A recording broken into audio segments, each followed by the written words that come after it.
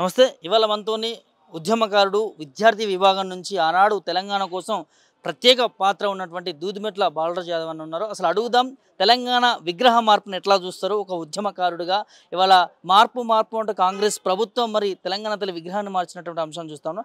ఎట్లా చూస్తారన్న విగ్రహ మార్పుని? ఇలా 2007లో కేసీఆర్ గారి నాయకత్వమే కాదు, ఆ రోజు తెలంగాణ ఉద్యమం సాగుతూ ఉంటే, తెలంగాణ రాష్ట్ర ప్రత్యేక ఆకాంక్ష కావాలని ప్రజలందరూ కోరుతూ ఉంటే, తెలంగాణ సమాజంలో ఉన్నటువంటి కవులు కావచ్చు, కళాకారులు కావచ్చు, మేధావులు కావచ్చు, ప్రొఫెసర్లు కావచ్చు, రచయితలు కావచ్చు, సబ్బండ వర్గాల ప్రజల గుండెల నుంచి రూపుదాల్చుకుంది తెలంగాణ తల్లి విగ్రహం. అది ఆ రోజు బిఎస్ రాములు గారు కావచ్చు, అదేవిధంగా బీవీఆర్ చారి గారు కావచ్చు, అదేవిధంగా ప్రజాతంత్ర ఎడిటర్గా పనిచేస్తున్నటువంటి దేవలపల్లి అజయ్ గారు కావచ్చు, అదేవిధంగా ప్రొఫెసర్ గంగాధర్ లాంటి వాళ్ళు, అదేవిధంగా అనేక మంది మేధావులతోటి తెలంగాణ ప్రాంతంలో ఉన్నటువంటి కవులు రచయితలతోటి కేసీఆర్ గారు అనేక రకాల మేధోపమైన చర్చలు జరిపి ఆ రూపం ఇచ్చింది, తెలంగాణ ఉద్యమంలో రూపం వచ్చింది తెలంగాణ తల్లికి.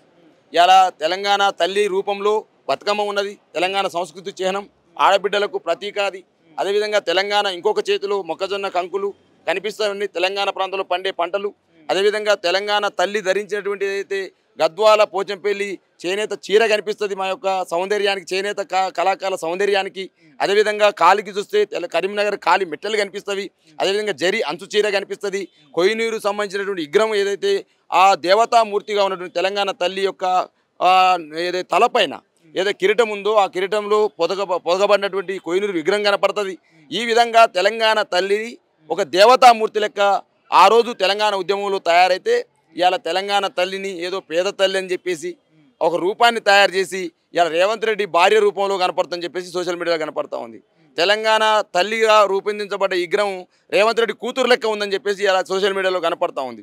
దీనికి సమాధానం చెప్పాల్సింది మరి ఏకో నిర్ణయం తీసుకున్నటువంటి రేవంత్ రెడ్డి గారు చెప్తారా, ముఖ్యమంత్రి గారు చెప్తారా, కాంగ్రెస్ పార్టీ చెప్తుందా, లేకపోతే సోనియా గాంధీ చెప్తుందా అర్థం చేసుకోవాల్సిన అవసరం ఉంది. ఇవాళ గతంలో రేవంత్ రెడ్డి గారు ఏం మాట్లాడారు, ఈ తెలంగాణ తల్లి కవిత లెక్క ఉందని మాట్లాడినావు కదా. ఇవాళ తెలంగాణ సమాజం అడుగుతూ ఉంది నిన్ను, ముఖ్యమంత్రిగా నువ్వు ఏం కమిటీ చేశావు తెలంగాణ తల్లి రూపాన్ని తయారు చేయడం కోసం, లేదా ఉన్న రూపాన్ని మార్చడం కోసం ఏం కమిటీ చేశావు? ఏ మేధావులతో చర్చించావు? ఏ కవులతోటి, ఏ కళాకారులతోటి, ఏ రచయితలతోటి, తెలంగాణ సంబంధించినటువంటి ఉద్యమకారులతోటి ఎవరితో కమిటీ చేసినావు, ఎవరితో చర్చించినావు నేను అడుగుతా ఉన్నాను. నేను ఇలా ఎవరితో అడగకుండా పిచ్చోడి చేతులు రాయన్నట్టు నీకు నైట్ పూట ఆలోచన వచ్చింది, నా బిడ్డ లెక్క ఉండాలని ఆలోచన చేసినావా తెలంగాణ తల్లి రూపాన్ని? లేకపోతే ఒక భూస్వామ్య భావజాలం ఉన్నటువంటి ఒక తల్లిగా కాంగ్రెస్ పార్టీ తల్లిగా ఉండాలని కోరుకున్నావా నువ్వు? లేకపోతే నీ భార్య రూపం లెక్క ఉండాలనుకున్నావు తెలంగాణ తల్లిని? ఇలా సోషల్ మీడియాలో జరుగుతున్నటువంటి చర్చను ఇలా మీ మిర్రర్ టీవీ ద్వారా అడుగుతా ఉన్నారు రేవంత్ రెడ్డి గారిని. కాబట్టి 100% ఇవాళ రూపాలు మార్చడం ద్వారా, భవనాల పేరు మార్చడం ద్వారా, అదేవిధంగా ఏదైతే ఆ తెలంగాణ అధికారిక చిహ్నాలు మార్చడం ద్వారా కేసీఆర్ ఆనమాలని తూడ్చేయాలనే ఒక కురచ బుద్ధి ఏదైతే రేవంత్ రెడ్డి గారిలో ఉందో అది మార్చుకోమని మేము అడుగుతా ఉన్నాం. ఈ సంవత్సరం పాలన అయిపోయింది, ఈ సంవత్సరంలో చేసినవన్నీ ఇటువంటివే చేసినావు. కేసీఆర్ ఆనవాళ్ళు తీసేస్తా అంటే తెలంగాణ తల్లి రూపాన్ని మార్చే ప్రయత్నం కావచ్చు, ఏదైతే అధికారిక చిహ్నంలో చార్మినార్, అదేవిధంగా కాకతీయ కళాతోరణాన్ని తీసే ప్రయత్నం కావచ్చు, ఇలా తెలంగాణ గీతానికి వెస్ట్రన్ మ్యూజిక్ను జోడించడం కావచ్చు, ఇవాళ ఏదైతే ప్రగతి భవన్ పేరు మహాత్మా జ్యోతిరావు పూలే పేరు మార్చినప్పటికీ రోజు కలుచుడు రేవంత్ రెడ్డి అని చెప్పేసి మాట్లాడిన రేవంత్ రెడ్డి గారు 365 రోజులలో నువ్వు ఎన్నిసార్లు ప్రజలను కలిసినావు ప్రజా దర్బార్లో ఒకసారి సమాధానం చెప్పాల్సిన అవసరం ఉంది. అప్పులు చేస్తాడు కేసీఆర్ అన్నటువంటి రేవంత్ రెడ్డి గారు 78,555 కోట్ల అప్పును ఎందుకు చేసినావో చెప్పాల్సిన అవసరం ఉంది. కేసీఆర్ మంత్రివర్గ విస్తరణ చేయలేడని చెప్పేసి 72 రోజులకే చాలా గగ్గోలు పెట్టినటువంటి రేవంత్ రెడ్డి గారు ఇవాళ 365 రోజులు అంటే సుమారు 12 నెలలైనా కూడా ఎందుకు మంత్రివర్గ విస్తరణ చేయట్లేదు అర్థం చేసుకోవాల్సిన అవసరం ఉంది. ఇలా 6 గ్యారంటీల తర్వాత 7వ గ్యారంటీ సామాజిక న్యాయం అని చెప్పినటువంటి రేవంత్ రెడ్డి గారు ఇలా మున్నూరు కాపులకు కావచ్చు, ముదిరాజులకు కావచ్చు, గొల్ల కుర్మలకు కావచ్చు, మైనార్టీలకు కావచ్చు, లంబాడీలకు కావచ్చు ఎందుకు మంత్రివర్గంలో స్థానం కల్పించలేడో సమాధానం చెప్పాల్సిన అవసరం ఉంది. అంటే నీ 7వ గ్యారంటీ సంఖ నాకిందని అర్థమవుతుందా ఇవాళ? కాబట్టి 100% రేవంత్ రెడ్డి గారు అన్ని రంగాల్లో విఫలమైనడు. ఈ 365 రోజుల పాలన ఏదైతే ఉందో ఇది రాక్షస పాలనగా మేము భావిస్తూ ఉన్నాం. అడిగితే నిర్బంధం, గొంతెత్తితే జైలు, అదేవిధంగా ధర్నా చేస్తే లాఠీ చార్జ్. ఇవాళ అశోక్ నగర్లో ఏ నిరుద్యోగుల ఓట్లతోటైతే గెలిచినావో నువ్వు, అశోక్ నగర్లో లాఠీ చార్జ్ చేసిన సందర్భాన్ని చూసినావు కదా. ఉస్మాన్ యూనివర్సిటీ వేదిక దగ్గర పోయి నేను పగల్పాలు పలికినటువంటి నువ్వు ఉస్మాన్ యూనివర్సిటీలో విద్యార్థులను డిఎస్సి కోసం అడుగుతూ ఉంటే లాఠీ చార్జ్ చేసినావు కదా. కాబట్టి ఇలా నిర్బంధ పాలన, రాక్షస పాలన ఈ రేవంత్ రెడ్డి పరిపాలన.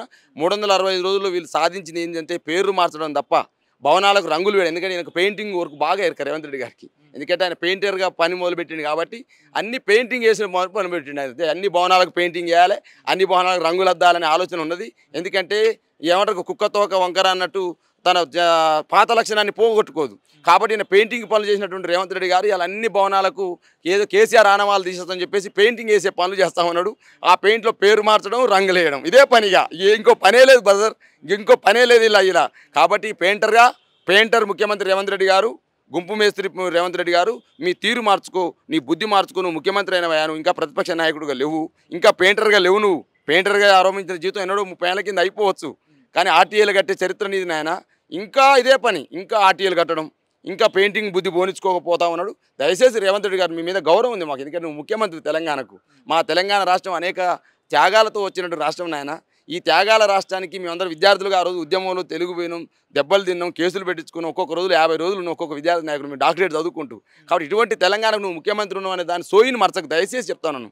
తెలంగాణ ఆత్మగౌరవానికి ఆ ప్రతీక సీఎం కుర్చీ, ఆ కుర్చీలో కూర్చున్న నువ్వు కుక్కలకి ఎవరించకంటున్నాను నేను. బతుకమ్మ లేకపోవడం ఎట్లా చూడొచ్చు అన్న విగ్రహం సంబంధించి ఏం చేద్దాం బ్రదర్, ఆయనకి ఏది దోస్తే అదిగా.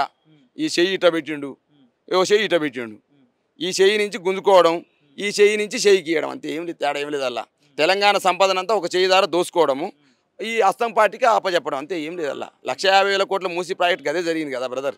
ఇలా కాబట్టి నేను రేవంత్ రెడ్డి చేస్తున్న తీరు చూస్తూ ఉంటే వాళ్ళ ఇంటి వాళ్ళని చెప్తున్నా అర్థం కావట్లే. వాళ్ళ భార్యను, వాళ్ళ బిడ్డను, డాడీ ఇది బాగలేదు పద్ధతి, ఎందుకు ఈ పేరు మార్చుడు, ఊరు మార్చుడు. గతంలో జగన్ కూడా మార్చిన గట్టిన అయ్యిండు. ఈ ఎందుకు నిర్బంధాలు, ఎందుకు ఈ పోలీసు వాళ్ళని ఆడుకుంటేందుకు చెప్పాల్సిన అవసరం ఉంది కదా. పోలీసు వాళ్ళ బండ్ల డీజిల్ పోయేవి, వాళ్ళేమో ఉరికి అరెస్ట్ చేయమని చెప్తుంటే, వాళ్ళేమంటారు అయ్యారు డీజిల్ లేదని చెప్పి వాళ్ళు ముత్తుకుంటారు. ఇవాళ పోలీసు వాళ్ళు ఏమో అరెస్ట్ చేయమని చెప్పి ఇంట్లో తోలుతున్నాయి, ఎమ్మెల్యే ఇళ్లకు, హరీష్ రావు ఇంటికి, కేటీఆర్ ఇంటికి. పోలీసు వాళ్ళు ఏం మొత్తుకుంటారు, అయ్యా బండ్లలో డీజిల్ లేదు, మేమట అరెస్ట్ చేయమని వాళ్ళు అంటా ఉన్నారట. కాబట్టి ఫస్ట్ పోలీసు బండ్లలో డీజిల్ పోసే ప్రయత్నం చేయి రేవంత్ రెడ్డి. ఈ మార్పులు చేర్పులు తర్వాత సంగతి, కానీ ఫస్ట్ పోలీసు వెహికల్లో బండ్లలో డీజిల్ పోసే ప్రయత్నం చేయి. తెలంగాణ సంబంధించినటువంటి నువ్వు హామీలు ఇచ్చినావు, కొన్ని హామీలు ముసలిళ్ళకు కొన్ని హామీలు ఇచ్చినావు, విద్యార్థులకు కొన్ని హామీలు ఇచ్చినావు, మహిళలకు కొన్ని హామీలు ఇచ్చినావు, రైతులకు కొన్ని హామీలు ఇచ్చినావు, అదేవిధంగా అనేక మంది సబ్బన్న వర్గాల కొన్ని హామీలు ఇచ్చినావు. హామీలు అమలు చేసే ప్రయత్నం చేయి. ఎందుకే ఊరికే కచ్చలు, కార్ఖానాలు, ఊరికే పగలు, పతికారాలు, ఎందుకే? ఇది ఏమన్నా రాయలసీమ బుద్ధి ఇదేమన్నా ఇది అంటే? ఎందుకులే, గతంలో ఈయన సోపతి ఉంది కదా రాయలసీమతోటి.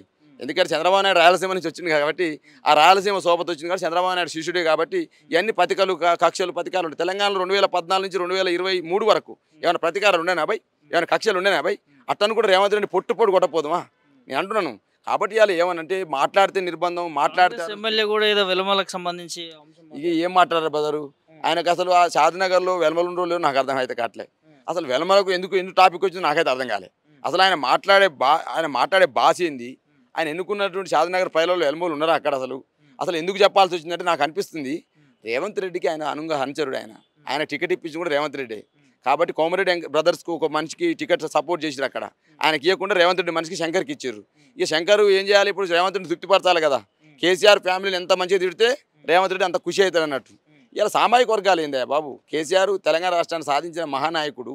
ఆయన అనేక రకాలుగా అనేక సందర్భాల్లో చెప్పాడు, మా ఎమ్మెల్యే ఎంతమంది ఉండండి, 0.5% ఉండము, మేము తక్కువ మంది ఉన్నాము, అయినా కూడా ఈ సమాజానికి అంతా నాయకుడు కాగలినామంటే ఆశయం గొప్పది ఉండాలి, ఆలోచన గొప్పది ఉండాలి, విధానం గొప్పది ఉండాలి, సిద్ధాంతం గొప్పది ఉండాలి, మన ఆలోచన విధానంలో చాలా గొప్పగా ఉండాలని కేసీఆర్ అనేక సందర్భాల్లో చెప్పినాడు.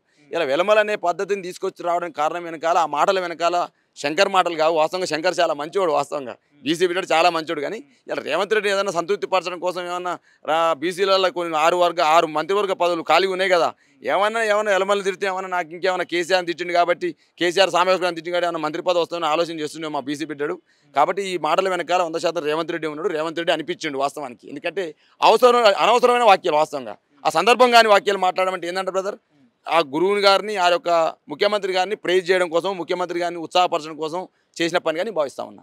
సమాజం ఎట్లా చూస్తున్నా కొత్త విగ్రహం సంబంధించి? సమాజం ఆల్రెడీ అయిపోయింది కదా. రేవంత్ రెడ్డి ఏం చేయలేదని తెలుసుకుంది సమాజం. రేవంత్ రెడ్డి ఏం చేయలేడు, రేవంత్ రెడ్డి అసమర్థత ముఖ్యమంత్రి అని అర్థమైపోయింది 365 రోజులకే. ఇక మనం బీఆర్ఎస్ పార్టీగా మనం ఏం చేయాలని ఆలోచన చేయాలయ్యా. రేపు 28లో గవర్నమెంట్ వస్తే ఏ రకమైనటువంటి విధానాన్ని మనం అవలంబం చేయాలని ఆలోచన చేసుకోవాలి. రేవంత్ రెడ్డి 100% డిజాస్టర్ పరిపాలన అందించిండు. ఫెయిల్యూర్ ప్రోగ్రామ్ ఇదంతా కూడా, టోటల్ ఫెయిల్యూర్ ప్రోగ్రామ్స్. ఒక్క సక్సెస్ ప్రోగ్రామ్ చూపించండి. ఒక్కటి ఉచిత బస్సు ప్రయాణం అని చెప్తుండే ఇలా టీవీ డిబేట్లో మాకు మిత్రుడు, కాంగ్రెస్ మిత్రుడు. ఏం ఉచిత బస్సు ప్రయాణమే?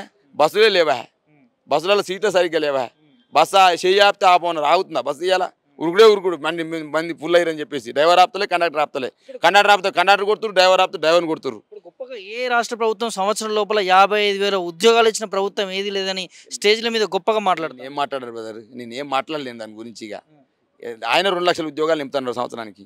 50,000 ఉద్యోగాలు ఇంకా 1,50,000 బాకీ ఉండిగా ఇట్లా అట్లా చేసుకున్నా కూడా ఆయన వేసిన ఉద్యోగాలు 12,257 ఉద్యోగాలు వేసిందని చెప్పేసి టీజీపీఎస్సీ చైర్మన్గా నియమించబడ్డాడు మహేందర్ రెడ్డి స్టేట్మెంట్ ఇచ్చిండు పోయే రోజు. ఆయన పదవి రోజు ఎన్ని ఉద్యోగాలు నింపినో అడిగి క్వశ్చన్ 12,257 ఉద్యోగాలు నింపినని చెప్పిండు. మరి 12,257 ఉద్యోగాలు ఆయన నింపింది. ఆయన 50,000 కూడా కాదు, 2 లక్షలు కూడా కాదు. కాబట్టి ఫెయిల్యూర్ ప్రోగ్రామ్ అంతా కూడా అన్ని రంగాల్లో రేవంత్ రెడ్డి విఫలమైపోయింది.